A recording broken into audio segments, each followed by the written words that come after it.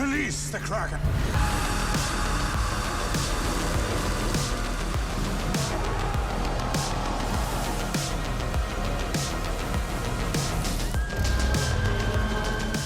Hi, Ronnie at Last Watch here. If you haven't already done so, I would appreciate if you would support the channel and consider subscribing. Be sure to hit that like button and leave a comment. A few weeks ago, I did a rushed unboxing of the new Phoibos Proteus, reference PY028D. You can watch that unboxing by clicking the link at the top of your screen. I didn't want to waste any time sharing the Proteus with you, as Phoibos watches tend to sell out quite quickly. Today I bring you the full review, and the good news is, for now at least, is that the Proteus is still available.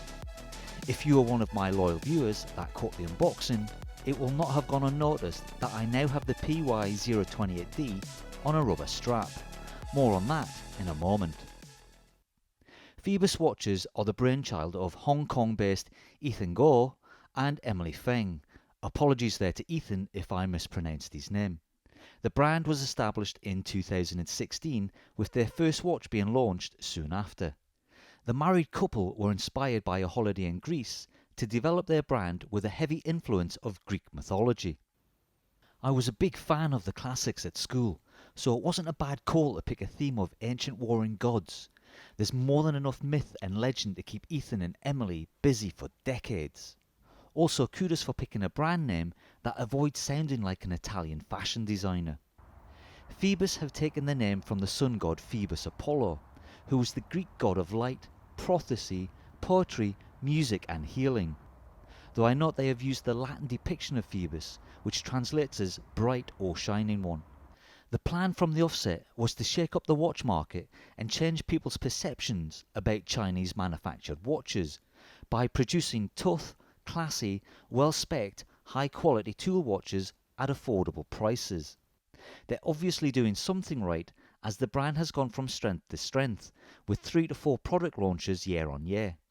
They now have worldwide distribution warehouses based in the UK, the USA and China.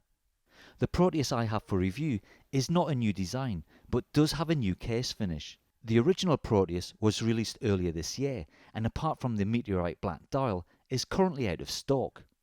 I should add that the PY028D has been sent to me free of charge, and although I'm not being paid for this review under new YouTube regulations, I have to state that this is a sponsored video. You may have already spotted a paid promotion graphic on the bottom left hand corner of your screen. The Proteus varies in price depending on the option you choose. This black forged carbon dial will cost you $315, €299 or around £270 depending on the exchange rate. Now let's take a look at the watch, starting with its dimensions. Not including the rather substantial crown, it has a diameter of 42mm, a lug width of 22mm and a reasonable lug to lug of 49.1mm. The case is 14.1mm thick. The weight on the additional supplied rubber strap is a little over 117 grams. The Proteus is by no means a shrinking violet on the size front, although it sits well with current accepted dimensions for a modern day tool watch. The case is quite monolithic and angular in its design. The majority of its edges have been deliberately dulled to give it that worn-in look. This has been emphasised even more by what Phoibos are calling an all-age steel plating. I contacted Phoibos and asked if they could throw some light on the process that was used to acquire this finish. Needless to say, they remain tight-lipped, as the technique is under patent and a closely guarded secret. A few of you have contacted me with your thoughts, which included PVD coatings, acid baths and tumbled cases. Some of you even suggested other brands with similar techniques that I might like to take a look at. It seems the age look is quite a popular theme, with various micro brands at the moment. The case of the Proteus is a substantial piece of 316L stainless steel that looks like it might have been forged by a Greek blacksmith on a heavy anvil. The watch has been cut short on its overall length by its relatively small hammered down lugs, which give this reasonably thick watch a small stubby footprint and a fairly flat bottom that sits well on my 7-inch wrist. The top and bottom of the case between the lugs has been completely squared off. Getting a third-party strap to fit this gap won't be an issue, and you shouldn't have any problems with straps rubbing up against the case. You can't miss the crown as it stands fairly proud on the side of the case by some 3.7mm and is completely unguarded.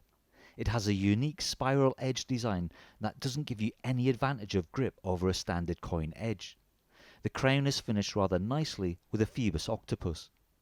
It's a screw down crown that unscrews with a reassuring pop and extends at some length from the case to allow adjustment of the time and date. It winds comfortably with no hint of coarseness. The movement inside is the Seiko NH35. It's an automatic movement with 24 joules which hacks and hand winds and vibrates at 21,600 beats per hour or 6 ticks per second. It has a bi-directional winding rotor and a power reserve of more than 41 hours. The added date complication has a quick set facility. This particular movement is running at -2 to -3 seconds per day. I usually prefer my watches to run fast, but I can't complain too much about the 2.5 second deficit. The bezel has by far the best action I have come across on any dive watch. It moves unidirectionally through 120 clicks and is rock solid with absolutely no play in either direction. Sadly, it's rather let down by the undulating turret edge side, which like the aforementioned crown may give you some issues with regards to grip. Getting a decent purchase in the wet might be nigh on impossible. The bezel has a brush black ceramic insert with warm toned sand coloured old radium Lume arabics and indices. There is also a well aligned target bullseye at the 12 o'clock position.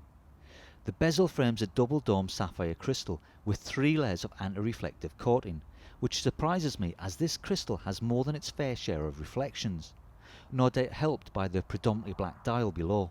The dial is described by Phoibos as being a matte black forged carbon, but don't let that description fool you as the carbon filaments add some texture for the light to play with. Out with the forged carbon, the dial is relatively sparse in decoration. It has a silver printed Phoibos octopus at the 12 o'clock position and no brand name, a subtle approach that I quite like. Above the 6 o'clock position is some red script denoting that this is an automatic watch, and some silver script highlighting its 300 meter water resistance. The 300 meter stands quite proud on the dial, but the red automatic is almost lost in comparison. At the 3 o'clock position we have a silver framed porthole date window which is woefully too small to view the date, as it crops the black arabics and their white date wheel. It's not so much of a problem at the beginning of the month, but as you get towards the end of the month, you might struggle to read the double digits. The dial is bordered with a white chapter ring which is imbued with C3 lume, and printed silver indices for the minutes and seconds. The hour markers are ball sand textured silver framed diving boards, which appear to be attached to the chapter ring and float ever so slightly above the carbon dial. You can imagine taking a dive off these into the inky black depths below. The markers are filled with lashings of old radium BGW9 lume. It's fair to say that the hour markers pay a passing resemblance to the Seiko monster, and these monster teeth may be the inspiration for the Proteus name. Proteus was a deity in Greek mythology, a protector of the seas, rivers and lakes. He was a master of sea animals and monsters, so it's quite fitting that the Proteus should have monster teeth. For reference, after you finish watching this review, go Google squid teeth to understand where the monster teeth may have originated. The hour and minute hands follow a similar design ethos to the hour markers, albeit slightly longer. They are sand textured silver swords filled with old radium lume. I'm not so sure about the seconds hand. It's a silver sand textured lightning bolt. I don't think that Phoibos are suggesting the Proteus has anti-magnetic qualities akin to the Rolex Milgauss. Given the Greek theme, I'm pretty sure this represents Zeus's lightning bolt. I just don't know if the red arrow tip fits the design. It does, however, give some clarity and precision for the passing seconds and a bed for some additional lume. I'll drop in a lume shot here for comparison. The Proteus is in the middle with the Seiko Turtle to the left and my Omega Railmaster to its right. You can see it does a fairly good job against a watch within a similar budget and one that costs considerably more. I think the Seiko might have the edge. Let me know which one you prefer. The reverse of the case, like the dial, is relatively sparse. Phoibos have chosen to give the Proteus a scalloped screw down case back, which will make gaining entry somewhat more difficult to those of you that like to tinker. The only script on the caseback is the Phoibos name and its 300 meter depth rating, which top and tail a very large stamped Phoibos octopus. Personally, I love the Phoibos octopus logo. It's a great design and is legible at any size. I know when I see this design that I'm looking at a Phoibos watch, even before I see the Phoibos name. Now I have heard this critter being called the King Octopus, which might make sense as he is wearing a crown, whereas others have called it a Kraken, hence today's intro. I always thought the Kraken was a giant squid. Let me know in the comments below which theory you prefer. You could always go rogue and suggest the James Bond theme. As you can see, I switched out the supplied 22mm vintage Italian brown leather strap for the additional rubber strap. Sorry Phoibos, but it just made more sense to have this watch on the rubber, and I think it looks better for it. I'm not opposed to leather straps on dive watches, but the brown leather didn't sit well with the all-age steel plating, and on the rubber, the Proteus gets to keep its dive watch credentials. This watch needs to pop. I think the other options in the Proteus range might have more fitting colour combinations. Ultimately, it's all down to personal taste. The Proteus has the potential to be a strap monster, strap Kraken, as it's an entirely different beast on this black rubber.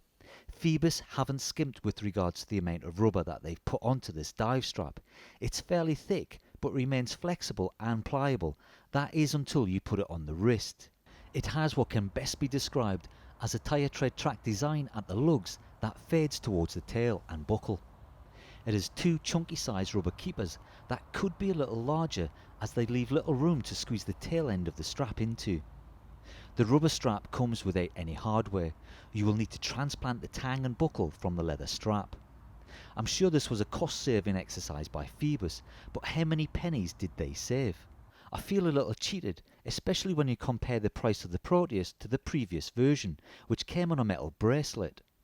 The back of the rubber strap is broken up into alternating indented channels to help with breathability and wick away water and sweat. It has a Phoibos name on the tail and the octopus on the buckle side. The Proteus PY028D is a very bold and wearable 300 meter dive watch which comes with a 30-day returns policy and a 2-year warranty. It has a rock solid build with a decent movement that works well within parameters. Even with its reflective sapphire glass, legibility is no problem, whether it's during the day or night. The Lume is a thing of beauty. I can live with a gimmicky spiral crown, but if I was a diver, which I'm not, then the bezel grip might be an issue. The porthole window is the watch's biggest faux pas. It's way too small and seems at odds with the overall design of the watch. It's no secret that I'm a big bracelet fan, and given the option, I would have chosen the Proteus in its previous iteration of an unadulterated brushed and polished stainless steel on the metal bracelet. There are other brands out there that offer their worn look watches on similar themed bracelets. It will be interesting to see if Phoibos follows suit. Many thanks to Phoibos for sending me the Proteus for review. It's a great watch and I look forward to experimenting with a few strap options. Be sure to keep an eye on my Instagram. I did ask Phoibos if I could get a discount code for any of you potential buyers out there, and they said that they might arrange that after I get some history with the brand. I guess that means you might be seeing more of Phoibos on the channel in the future. I really do hope so. In the short term, if you want a discount code on a Phoibos watch, then I suggest you check out some other reviewers. You could start with the Aaron Dunlap OFD Watch channel. I'm pretty sure he's looked at the Proteus and won't mind me dropping his name. Well, thanks for watching, stay safe, and I'll see you all in the next video.